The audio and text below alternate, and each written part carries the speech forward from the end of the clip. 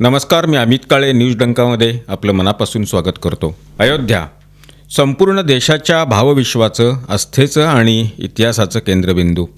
श्री राम जन्मभूमी मंदिरावर मंगळवारी झालेल्या ध्वजारोहणानं भक्तिमय उत्साहाचा जणू महास्फोटच झालेला होता. पण या आनंद सोहळ्याच्या पार्श्वभूमीवर शेजारी पाकिस्तान मात्र अस्वस्थतेच्या जाळ्यात तळपतोय. भारताच्या अंतर्गत धार्मिक मुद्द्यावर बोट ठेवत पाकिस्ताननं पुन्हा एकदा राजकीय कुरघोडी केली आहे. राम मंदिराला तथाकथित मंदिर असं अवमानकारक संबोधन देत त्यांनी बाबरी मशीद प्रकरणाचं जुनं रडगाणं पुन्हा एकदा अळवलेलं आहे. अयोध्येमधील श्रीराम जन्मभूमी मंदिरावर मंगळवारी झालेल्या ध्वजारोहणामुळं पाकिस्तान अस्वस्थ झाला आहे. शेजारी देशानं भारताच्या या अंतर्गत धार्मिक प्रकरणात विनाकारण हस्तक्षेप केला आहे. पाकिस्ताननं अयोध्येत उभारण्यात आलेल्या मंदिराबद्दल गंभीर चिंता व्यक्त केली आहे. पाकिस्ताननं एक विधान करून राम मंदिराच्या बांधकामावर टीका केली आहे. त्याला बाबरी मशीद स्थळावर उभारलेलं तथाकथित मंदिर असं संबोधलं आहे. या विधानात 1992मध्ये बाबरी मशीद पाडल्याचा उल्लेखसुद्धा करण्यात आला आहे. पाकिस्ताननं आरोप केला आहे की भारतातील न्यायिक प्रक्रियेमुळं अल्पसंख्याकांवरील भेदभावाला प्रोत्साहन मिळालेलं आहे. तसंच भारतात हिंदुत्व विचारधारेच्या प्रभावाखाली मुस्लिम वारसा पुसला जात असल्याचा दावासुद्धा त्यांनी केला आहे. अल्पसंख्याकांच्या धार्मिक अधिकारांचं संरक्षण सुनिश्चित करण्याची मागणीही त्यानं भारत सरकारकडे केली आहे. भारत पाकिस्तानच्या या आरोपांना कायमच फेटाळला आहे आणि त्यांना स्वतःच्या अंतर्गत समस्यांकडे लक्ष देण्याचा सल्ला दिला आहे. बातमी पश्चिम बंगालमधून आहे.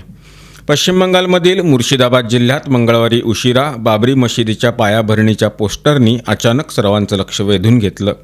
अनेक भागात लावण्यात आलेल्या या पोस्टरांमध्ये 6 डिसेंबर रोजी बेलडांगा इथं बाबरी मशिदीचा शिलान्यास करण्यात येणार असल्याची घोषणा करण्यात आली आहे. या पोस्टरावर या कार्यक्रमाचे प्रमुख पाहुणे तृणमूल काँग्रेसचे आमदार हुमायूं कबीर यांचं नाव छापलेलं आहे. आमदार हुमायूं यांनी यापूर्वीच मशिदीच्या बांधकामाची घोषणा केलेली होती. हुमायूंनी सांगितलेलं 6 डिसेंबर रोजी पायाभरणी केली जाईल आणि पुढील 3 वर्षाच्या आत मशिदीचं बांधकाम पूर्ण करण्याचं लक्ष ठेवलेलं आहे. त्याच्या म्हणण्यानुसार या कार्यक्रमाला अनेक मुस्लिम नेते उपस्थित राहणार असून हा कार्यक्रम बाबरी पाडावाच्या 33व्या वर्धापन दिनाच्या निमित्तानं आयोजित केला जाणार आहे. हुमायूं यांच्या या घोषणेनंतर देशभरात राजकीय हालचाली वेगवान झाल्यात. या वादग्रस्त वक्तव्यानंतर अयोध्येतील संत परमहंस आचार्य यांनी कबीर यांच्या विरोधात 1 कोटी रुपयांचं बक्षीस जाहीर केलं आहे. आता उत्तर प्रदेशातील आग्रा इथं हिंदू महासभेनं सुद्धा या मुद्द्यावर कठोर भूमिका घेतलेली आहे. संघटनेच्या सदस्यांनी ताजमहालच्या मागं यमुना किनारी एक खड्डा खोदून त्याला प्रतिकात्मक कबर असं स्वरूप दिले.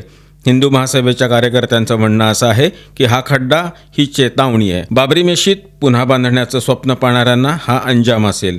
जिल्हाध्यक्ष मीरा राठौर यांनी संत परमहंस यांनी जाहीर केलेल्या इनामाचं समर्थन करत सांगितलं की जे कुणी हुमायूं कबीर यांना जिवंत किंवा मृत आग्रा इथं घेऊन येईल त्यांना त्या सोन्याचं कडं भेट देतील. राठौर यांनी दावा केला की अशा स्वप्नात राहणाऱ्यांसाठी ही कबरच पुरेशी असं उत्तर आहे. बातमी आहे न्यायालयाच्या निकालाची. इलाहाबाद हायकोर्टानं गेल्या आठवड्यात एक महत्त्वपूर्ण आदेश देताना नॅशनल सिक्युरिटी ॲक्ट 1980 NSAचा अंतर्गत झालेल्या एका अटकेला कायम ठेवलेला आहे. न्यायालयाचं म्हणणं असं आहे की एकच गुन्हा असला तरी जर त्यातून सांप्रदायिक तणाव भडकत असेल आणि सर्वसामान्य लोकांचं दैनंदिन जीवन विस्कळीत होत असेल तर तो केवळ कायदा आणि सुव्यवस्थेचा प्रश्न राहत नाही तर तो थेट सार्वजनिक सुव्यवस्थेसाठी धोका बनतो. हा निर्णय शोएब नावाच्या व्यक्तीनं दाखल केलेल्या हेबियस कॉर्पस याचिकेवर आलेला असून त्यानं महूच्या जिल्हाधिकाऱ्यांनी जारी केलेल्या डिटेन्शन ऑर्डरला रद्द करण्याची मागणी केलेली होती. हा खटला न्यायमूर्ती जे मुनीर आणि न्यायमूर्ती संजीव कुमार यांच्या खंडपीठासमोर सुनावला गेला.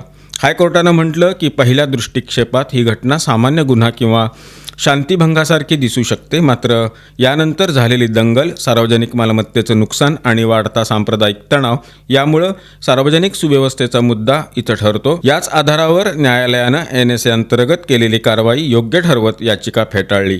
नेमकी घटना काय होती ते पाहू. 15 नोव्हेंबर 2024 रोजी शोएबनं सुक्खूच्या मोटरसायकलला धडक दिली.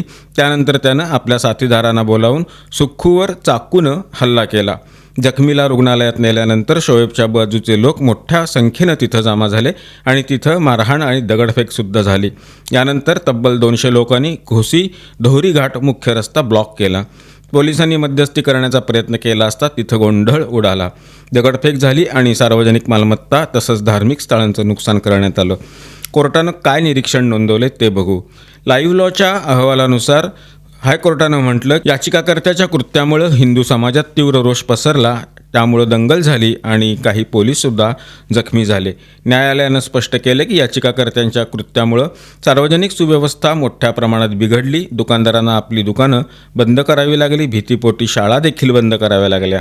न्यायालयानं राम मनोहर लोहिया विरुद्ध बिहार राज्य 1965 या सर्वोच्च न्यायालयाच्या निर्णयाचा उल्लेख केला, ज्यात म्हटलं आहे की एखादं कृत्य जर समुदायाला किंवा सर्वसामान्य जनतेला प्रभावित करत असेल तर ते केवळ कायदा मोडण्यापेक्षा खूप मोठं असतं. न्यायालयानं पुढं नमूद केलं की गुप्त माहितीनुसार याचिकाकर्त्यानं साक्षीदारांना मारण्याची आणि हिंदू समाजाला धडा शिकवण्याची शपथ घेतलेली होती. इंटेलिजन्स रिपोर्टनुसार याचिकाकर्त्याकडून अशा प्रकारची गंभीर कृत्य करण्याचा निश्चय होता, असंही बेंचनं सांगितलेलं आहे.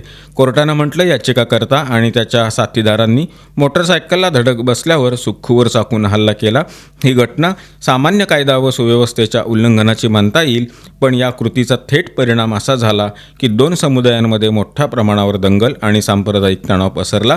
त्यामुळं सार्वजनिक सुव्यवस्था कोलमडली. बातमी आहे दिल्ली स्फोट प्रकरणासंदर्भातली. दिल्ली लाल किल्ला कार बॉम्ब ब्लास्ट प्रकरणाच्या तपासात नॅशनल इन्व्हेस्टिगेशन एजन्सी NIAनं या प्रकरणातील 7वा आरोपी शोएब याला फरीदाबाद इथं अटक केलेली आहे. शोएब फरीदाबादमधील धौज गावचा रहिवासी असून तो अल फलाह विद्यापीठात वॉर्ड बॉय म्हणून काम करत होता. त्यावर आरोप असा आहे की शोएबनं आत्मघातकी हल्लेखोर दहशतवादी डॉक्टर उमर नबीला साहित्य पोहोचवण्यासाठी मदत केलेली होती. तपास यंत्रणेच्या मते शोएबनंच नाहमेवात इथं आपली मेहुणी अफसाना हिच्या घरी उमरला भाड्यानं खोली मिळवून दिलेली होती. ब्लास्टच्या 10 दिवस आधीपर्यंत उमर याच घरात थांबलेला होता. या प्रकरणात पकडलेले बहुतेक आरोपी डॉक्टर असल्यानं याकडं व्हाईट कॉलर टेरर मॉडेल म्हणून पाहिलं जात आहे. NIA आता अटक करण्यात आलेल्या डॉक्टर आणि प्रमुख कारस्थानकर्त्यांची चौकशी करत आहेत. यामध्ये अल फलाह विद्यापीठाशी संबंधित आणखी काही लोकांचा सुद्धा समावेश आहे. बातमी आहे भारत आणि चीन यांच्या संदर्भातली. भारतानं चीनला चांगलंच सुनावले. अरुणाचल प्रदेशातील एका भारतीय महिला प्रवाशाला शांघाय विमानतळावर तब्बल 18 तास अडवून ठेवण्यात आल्यानंतर चीनला सुनावण्यात आलं. चीनच्या अधिकाऱ्यांनी तिचा भारतीय पासपोर्ट मान्य करण्यास नकार दिलेला होता. कारण असं सांगितलं गेलं की तिचं जन्मस्थान अरुणाचल प्रदेश हे चीनचाच एक भाग आहे. भारतानं चीनच्या या वागण्याला आंतरराष्ट्रीय विमान वाहतूक नियमांचं उल्लंघन असं म्हटलेलं आहे. चीनच्या दाव्यावर प्रतिक्रिया देताना भारताच्या परराष्ट्र मंत्रालयानं आपली भूमिका अधोरेखित केली. परराष्ट्र मंत्रालयाचे प्रवक्ते रणधीर जयस्वाल असं म्हणाले की अरुणाचल प्रदेश हा भारताचा अभिन्न आणि अविभाज्य भाग आहे. हे निर्विवाद सत्य आहे. चीनकडून होणारे कोणतेही नाकारणं याला अटल सत्याला बदलू शकत नाही. अरुणाचल प्रदेशातील भारतीय नागरिक पेमा वांगजोम थोंगडोक या 21 नोव्हेंबर रोजी लंडनहून जपानला जात होत्या. शांघायमध्ये 3 तासांची लेओव्हर होती, जी पुढं 18 तासांच्या त्रासदायक अनुभवात परिवर्तित झाली. महिलेचा आरोप असा आहे की शांघाय पुडोंग विमानतळावर इमिग्रेशन अधिकाऱ्यांनी तिचा भारतीय पासपोर्ट अवैध घोषित केला. कारण असं सांगण्यात आलं की पासपोर्टमध्ये तिचं जन्मस्थान अरुणाचल प्रदेश असं लिहिलेलं आहे. अधिकाऱ्यांनी दावा केला की अरुणाचल प्रदेश हा चीनचा भाग आहे, ज्याला ते जांगनान असं म्हणतात. भारतानं या घटनेबाबत चीनसमोर तीव्र आक्षेप नोंदवला. विदेश मंत्रालयाचे प्रवक्ते जयस्वाल यांनी असं सांगितलं की या अटकेचा मुद्दा चीनसमोर ठामपणे उपस्थित करण्यात आलेला आहे.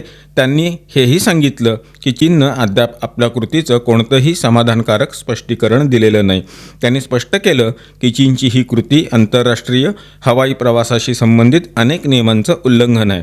संबंधित महिलेकडं सर्व वैध कागदपत्र होती आणि ती चीनच्या 24 तासांच्या व्हिसामुक्त ट्रान्झिट सुविधेसाठी पात्र होती, जी सर्व परदेशी नागरिकांना लागू आहे. चीनच्या परराष्ट्र मंत्रालयाच्या प्रवक्त्या माओ लिंग यांनी या आरोपांना नकार दिलेला आहे.